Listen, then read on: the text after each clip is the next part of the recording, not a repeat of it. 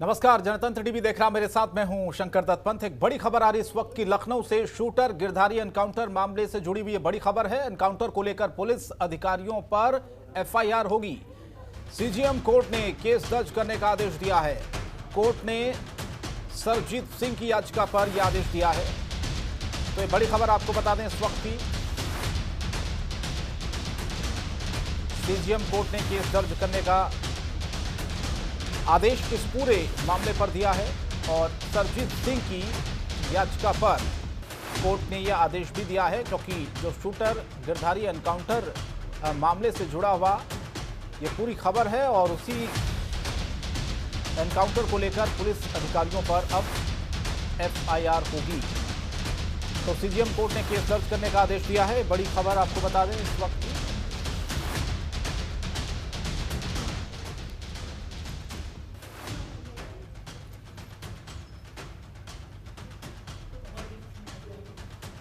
तो एनकाउंटर को लेकर पुलिस अधिकारियों पर एफआईआर होगी। सीजीएम कोर्ट ने केस दर्ज करने का फिलहाल यह आदेश दिया है। तो ये बड़ी खबर इस वक्त की लखनऊ ने। कोर्ट ने सरजीत सिंह की याचिका पर यह आदेश दिया है।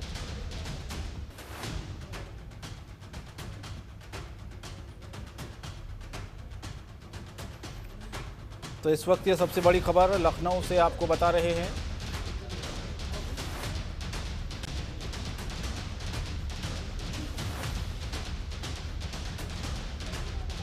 क्योंकि अगर इस पूरे मामले को देखा जाए, शूटर गिरधारी एनकाउंटर मामले में इससे जुड़ी हुई यह बड़ी खबर और अपडेट भी कि एनकाउंटर को लेकर पुलिस अधिकारियों पर एफआईआर होगी अब। और बाकायदा सीजीएम कोर्ट ने केस दर्ज करने का यह आदेश भी दिया है।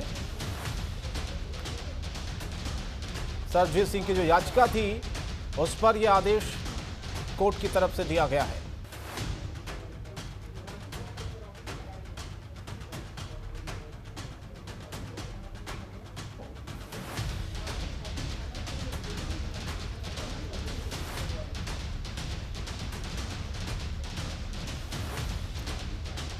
तो लखनऊ से बड़ी खबर है, शूटर गिरधारी एनकाउंटर मामले से जुड़ी हुई।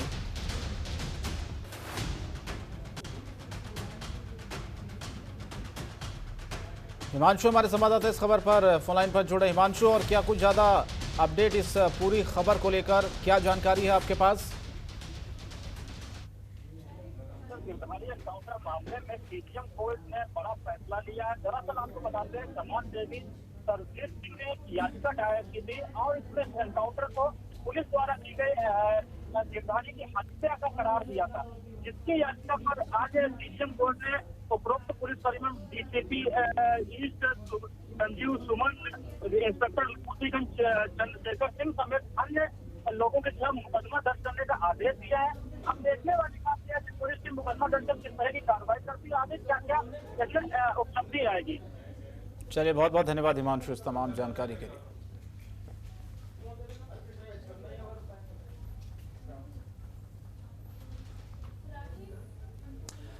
एक और बड़ी खबर आपको बता दें, लखनऊ से आ रही, जहां पर यूपी विधान परिषद में भी धर्म संपरिवर्तन विधेयक पास हुआ है। कल विधानसभा में पारित किया गया था विधेयक और सदन में खूब हंगामा भी हुआ था और हंगामेदार सदन के बीच में यह विधेयक पास हुआ है धर्मांतरण कानून के खिलाफ। दरअसल समाजवादी पार्टी के नेताओं ने जोरदार हंगामा किया था और उसी दौरान धर्मांतरण कानून के खिलाफ सपाइयों ने जब हंगामा किया था, विधान परिषद में भी धर्म संपरिवर्तन विधेयक पास हुआ, लेकिन सदन हंगामेदार रहा। विधानसभा में यह विधेयक पास किया गया और बता दें आपको कि लगातार सदन में जिस वक्त हंगामा देखा गया था, समाजवादी पार्टी के नेताओं ने खूब हंगामा भी किया था और इस हंगामे के बीच में इस विधेयक को पास किया गया है। तो विधान परिषद में भी धर्म संपरिवर्तन जो विधेयक कल विधानसभा में पारित किया गया था और कल जिस तरह से हमने देखा कि खूब हंगामा भी समाजवादी पार्टी ने इस पर किया था सदन में,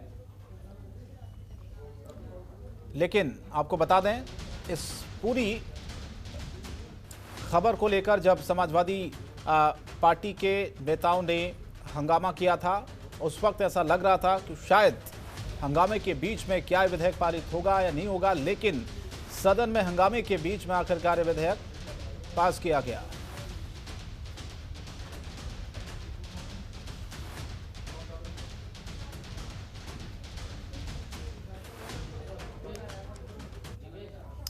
अवनीश हमारे संवाददाता इस खबर पर सीधे हमारे साथ इस वक्त जुड़ रहे हैं लाइव। अवनीश, यूपी विधान परिषद में भी धर्म संपरिवर्तन विधेयक पास हुआ, लेकिन कल देखा था हमने जिस तरह से खूब हंगामा समाजवादी पार्टी के नेताओं ने, कार्यकर्ताओं ने खूब किया था, लेकिन उस हंगामेदार सदन के बीच में यह विधेयक आखिरकार पास हुआ है।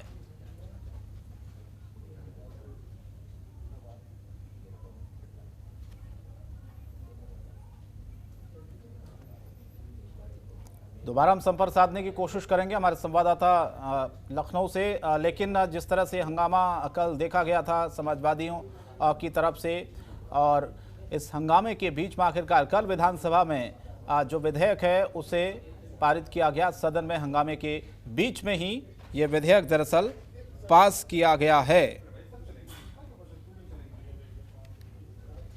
अवनीश हमारे संवाददाता सीधे हमारे साथ इस वक्त लखनऊ से लाइव जुड़ रहे हैं। अवनीश, यूपी में विधान परिषद में धर्म संपरिवर्तन विधेयक जो कि पास हुआ, और कल हमने देखा था कि विधानसभा में इसे पारित किया गया था विधेयक, और सदन में जिस वक्त ये हंगामा हो रहा था उस वक्त लग रहा था कि क्या पास होगा नहीं होगा, लेकिन समाजवादी पार्टी के जो नेता, उनको क्या आपत्ति थी, क्यों हंगामा उन्होंने किया?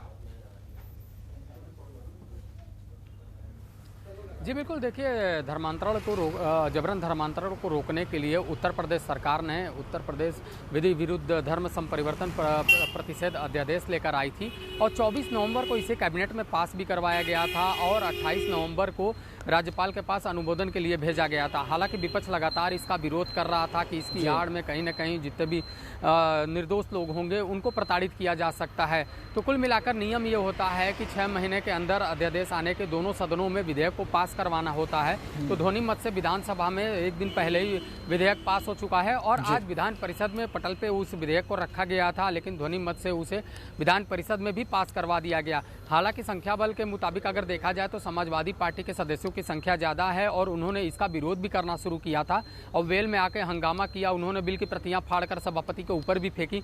तो कुल मिलाकर हंगामा अपनी तरफ से रहा, लेकिन कुल मिलाकर अंत में विधेयक को फिलहाल पास करा लिया गया है। और उत्तर प्रदेश में अगर ये विधेयक अब विधान परिषद में भी पास हो चुका है तो राज्यपाल के पास अनुमोदन के लिए भेजा जाएगा। अनुमोदन जैसे ही होता है राज्यपाल का, उसके बाद ये कानून बन जाएगा। कानून बनने के बाद उत्तर प्रदेश में जितने भी जबरन धर्मांतरण के मामले आते हैं उस पर कहीं ना कहीं रोक लगाने की जो मंशा है उत्तर प्रदेश सरकार की, वह होती हुई दिखेगी, और कानून बनने के बाद जबरन धर्मांतरण के मामलों को रोका जा सकता है। हालांकि विधेयक को लेकर कैबिनेट की बैठक में ही तय कर दिया गया था कि इस पूरे प्रस्ताव में इसको 3 कैटेगरी में बांटा गया है विधेयक को, और इस 3 कैटेगरी में सबसे पहला वो आता है कि जो किसी से भी महिला से, किसी युवती से अगर जबरन धर्मांतरण किया जाता है तो उसमें 1 साल से लेकर 5 साल की सजा होती है, और 15,000 रुपए तक का जुर्माने का सजा का प्रावधान है। दूसरा है कि नाबालिग कोई लड़की होती है, अनुसूचित जनजाति की कोई महिला होती है, अगर उसके साथ जबरन धर्मांतरण किया जाता है तो उसमें करीब 2 साल से लेकर 10 साल तक की सजा है, और 25,000 रुपए का जुर्माना होता है। वहीं अगर बात करें, अगर सामूहिक रूप से कोई धर्मांतरण का मामला आता है और उसमें कहीं से भी अगर जबरन धर्मांतरण का मामला आता है तो उसमें करीब 3 साल से लेकर 10 साल तक की सजा है, और 50,000 रुपए तक का जुर्माना का प्रावधान है। हालांकि इस तीनों कैटेगरी में अगर मुकदमा दर्ज होता है, आरोपी पकड़ा जाता है, तो वह गैर जमानती वारंट होगा। और दूसरी चीज़ ये खास बात होगी, इसमें स्पेशल कोर्ट में इसे रखा जाएगा, यानी इसकी सुनवाई की बहुत ही तेज़ी से की जाएगी। इसमें भी जितने भी सीनियर जज हैं उनके कोर्ट में इस पूरे मामले को रखा जाएगा ताकि तेज़ी से इसकी सुनवाई की जा सके। उत्तर प्रदेश सरकार ने अपनी तरफ से पहले ही साफ कर दिया था कि जबरन धर्मांतरण को रोकने के लिए उत्तर प्रदेश सरकार ने प्रस्ताव बनाना शुरू कर दिया था, और स्टेट लॉ कमीशन ने यह पूरा प्रस्ताव बनाया है, जिसको गृह विभाग ने मंजूरी दी थी। उसके बाद कैबिनेट में रखा गया था, कैबिनेट में ये अध्यादेश लाया गया। उसके बाद अब दोनों सदनों में पास होने के बाद राज्यपाल का अनुमोदन मिलते ही ये कानून बन जाएगा, और ये काफ़ी कठोर कानून है, क्योंकि मुख्यमंत्री योगी आदित्यनाथ लगातार सभी मंचों से कहते आ रहे हैं कि जबरन धर्मांतरण के कई मामले उत्तर प्रदेश में आ चुके हैं जो समाज के लिए के हित में नहीं है, और ऐसा कानून होना चाहिए जिसमें आरोपी के खिलाफ कठोर से कठोर कार्रवाई की जा सके। उसी को लेकर ये पूरा कानून बनाए जाने की प्रक्रिया शुरू कर दी गई। इसीलिए तो अवनीश ये सवाल उठ रहा है ना कि सारी चीजें ठीक है, जबरन धर्मांतरण को रोकने की एक कोशिश हो रही है, उस पर कानून बन रहा है, तो विपक्ष क्यों इस पर हंगामा कर रहा है? उसको तो सरकार का साथ देना चाहिए था इस मुद्दे पर। देखिए, विपक्ष ने अपने तरफ से साफ साफ आरोप लगाया है कि सरकार की जो मंशा होती है वो अल्पसंख्यकों को प्रताड़ित करने की होती है। विपक्ष का कहना है कि इस धर्मांतरण कानून के आड़ में जितने भी अल्पसंख्यक युवक होंगे उनको प्रताड़ित किया जा सकेगा।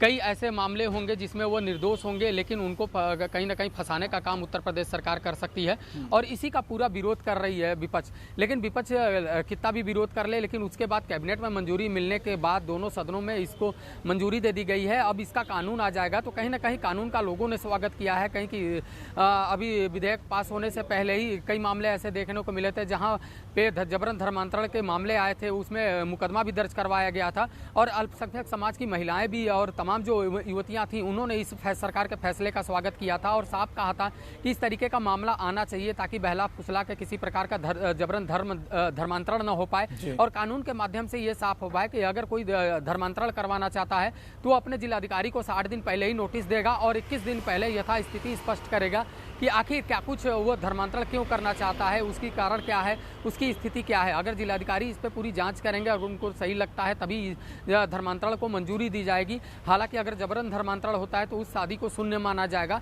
तो कानून बनकर तैयार है। विपक्ष का हंगामा भी आज देखने को मिला है। विधान परिषद में समाजवादी पार्टी के तमाम सदस्यों ने हंगामा किया है, वेल में आए, उन्होंने धरना दिया, हंगामा किया, सभापति के फैसले का विरोध किया, लेकिन इन विरोधों के बीच भी अध्यादेश को पास कर दिया गया है। अच्छा अवनीश, जिस तरह से कानून लगातार बनते हैं, इस कानून की अगर हम बात करें, क्योंकि बहुत सारे कानून सरकार बनाती है और उस कानून का कई हद तक हम देखते हैं कि पालन भी होता है, लेकिन इम्प्लीमेंट कितना होता है कानूनों का, ये सबसे बड़ा सवाल बन जाता है। हम 3 तलाक का मसला उठाएं, उसके बाद भी लगातार 3 तलाक के मामले सामने आते रहे, धर्मांतरण कानून की आप बात कर रहे हैं। सवाल ये है कि क्या इससे जबरन जो धर्मांतरण है वो कितना रुकेगा, उन लोगों में डर पैदा होगा, क्या वाकई जो इस तरीके के कामों में शामिल रहते हैं, जबरन धर्म परिवर्तन करवाते हैं? जी बिल्कुल। देखिए, अगर जबरन धर्मांतरण का कोई भी मामला होता है उसके लिए कानून बना है, तो कानून का जो प्रारूप है वो काफ़ी सख्त है। सबसे पहली बात है कि अगर रिपोर्ट दर्ज की जाती है, पुलिस की तरफ से मुकदमा किया जाता है, तो ये गैर जमानती होगा और सीधे सीधे इसमें सीनियर लेवल के जो जज होंगे उनकी कोर्ट में पूरा मामला जाएगा। कोर्ट में ये फैसला हो जाएगा कि किस टाइप का मामला है। हालांकि जितने भी मामले दिए गए हैं, चाहे उसको 3 कैटेगरी में जो रखा गया है, हर कैटेगरी में सजा का प्रावधान है और इस सजा से कहीं ना कहीं लोगों में डर पैदा होगा, और जब डर पैदा होगा तो जबरन धर्मांतरण के जो भी मामले हैं उसमें कहीं ना कहीं कमी आएगी। और सरकार का दावा है कि इस तरीके का कानून पूरे देश में बनना चाहिए ताकि जबरन धर्मांतरण का कोई भी ऐसा मामला आता है, जो भी आरोपी होगा, जो भी दोषी होगा, उसके खिलाफ सख्त से सख्त कार्रवाई की जाए, ताकि समाज में एक मैसेज जाए कि किसी को धन बल पे या किसी को धमकी के बल पे जबरन धर्मांतरण नहीं करवा सकते हैं। हालांकि इस तरीके का मामला पश्चिमी उत्तर प्रदेश में काफ़ी हद तक देखने को मिला है, जिस पर सरकार ने गंभीरता दिखाई थी, और उस गंभीरता को लेते ही स्टेट लॉ कमीशन को उन्होंने एक प्रस्ताव बनाने के लिए आदेश दिया था, और पूरा प्रस्ताव आने के बाद गृह विभाग ने उसको मंजूरी दी और उसके बाद कैबिनेट में रखा गया। कैबिनेट में इस प्रस्ताव को भी मंजूरी मिल गई। ठीक है, इस कानून को लेकर मुकुट बिहारी ने क्या कुछ कहा है आपको सुनवाते हैं, क्योंकि कई जगह जिस तरह से हमने लगातार विपक्ष की तरफ से देखा है कि इसका विरोध हो रहा है, लेकिन सरकार की तरफ से भी इसमें कई सारे तर्क भी दिए जा रहे हैं। कहा यह जा रहा है कि जिस तरह से कानून बनेगा तो जाहिर है उन लोगों में डर पैदा होगा इस कानून से। मुकुट बिहारी को सुनिए, आप क्या कह रहे हैं। जिहाद कानून को लेकर योगी सरकार ने इस पूरे विधेयक को उत्तर प्रदेश की विधानसभा में पास करा लिया, और आज जिस तरीके से विधान परिषद के अंदर भी इस पूरे विधेयक को पास करा लिया गया है, हमारे साथ मौजूद है मुकुट बिहारी वर्मा जी। सर, पूरा विधेयक जो है अब लव जिहाद का पूरी तरीके से पास हो गया, अब लागू हो जाएगा, कैसे देखते हैं? देखिए, लव जिहाद का कानून पास होना माने भारतीयता की, भारत के राष्ट्रीयता की रक्षा करना है। सामान्य रूप से हमारी परंपरा है कि हमने नारियों का हमेशा सम्मान किया है। सीता जैसी नारी के लिए हमने भारत में ही लेकर और उसका प्रसंग आकर हमने लंका तक आक्रमण किया है, और हमेशा हमेशा नारी पूज्य रही है। नारी को हमारे यहाँ देवी मानी गई है। वाणी की देवी सरस्वती, धन की देवी लक्ष्मी और शक्ति की देवी दुर्गा हमेशा मानी गई है। उन महिलाओं का यदि अपमान हो तो मान लेना चाहिए भारत का अपमान हो, और वो हो रहा था। उसको रोकने के लिए सबसे बड़ा ये लव जिहाद है, और लव जिहाद कानून माने भारतीयता की रक्षा के लिए एक सबसे बड़ा कानून है, सफल कानून है। जिस तरीके से प्रावधान किया गया है, लेकिन विपक्ष कह रहा है कि इसके लिए पहले भी कानून थे और उसको सरकार सिर्फ मुद्दों को भटका रही है। बिल्कुल नहीं, ये उनको समझ में आना चाहिए कि पहले के जो कानून थे वो कानून सब कुछ होने के बावजूद वह किसी को धर्म बदल कर करने का यह इस प्रकार का उसमें व्यवस्था नहीं थी। सामान्य रूप से जैसे एज हो जाती थी, एज के बाद प्रतिबंध दूसरे हो जाते थे। यहाँ तो धोखा देने के बाद जो है ये कानून नहीं था कि यदि किसी को दूसरी जाति बताकर उसके बाद धर्म शादी कर लिया गया तो उसके लिए बहुत आवश्यक था, और ये हो रहा था लगातार भारत में। इसलिए ये कानून लाना बहुत जरूरी था। बहुत अच्छा कानून आया है, बहुत स्वागत योग्य कानून आया है, और इसका पूरे देश को आदर करना चाहिए, स्वागत करना चाहिए। धन्यवाद। तो ये थे मुकुट बिहारी वर्मा जी ने साफ तौर पर बोला कि लव जिहाद के कानून को जिस तरीके से पास कराया गया उसका आदर जो है विपक्ष को भी करना चाहिए, क्योंकि कई ऐसे मामले सामने आए थे जिसमें धोखा दिया जा रहा था। उन बच्चों को, उन लोगों को आइडेंटिफिकेशन छुपा के जो शादी की जा रही थी, कहीं ना कहीं ये एक नीतिगत जो है काम हुआ है, और इससे आने वाले समय में ऐसे मामलों के अंदर कमी आएगी। कैमरे से शैलेश पांडे के साथ रामनुज भट्ट, जनतंत्र टीवी, लखनऊ। खबरों के निष्पक्ष विश्लेषण के लिए सब्सक्राइब करें Janatantra TV and press the bell icon. Never miss any update.